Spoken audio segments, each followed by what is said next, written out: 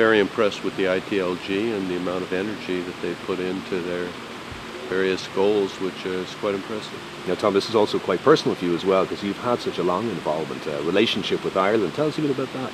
Well, I've been going over there since I was 19. My grandparents immigrated from Kerry, like so many other people, but we always kept pretty close relationships, and I got very interested in Irish history and did degrees, a master's degree on Irish nationalism, and Michael Collins actually was the key figure there, and met interesting people like Tim Pat Coogan and others, and kind of kept my interest in Ireland. And when I was mayor for 8 years, you always have sister city relationships. Usually they're kind of, you take a junket and have a couple of dinners, and then everybody forgets about it.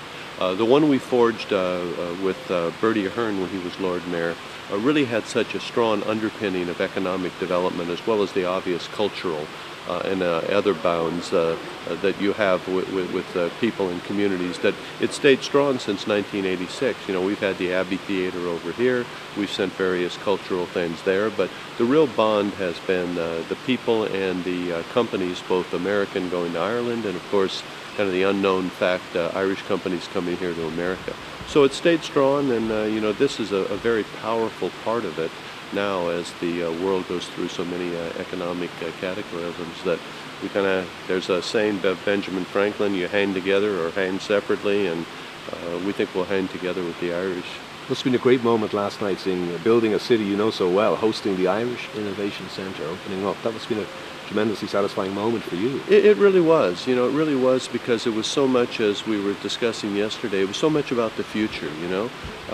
History is so important, and it's fascinating, and occasionally people in politics even learn from history, but people in business learn from it very clearly.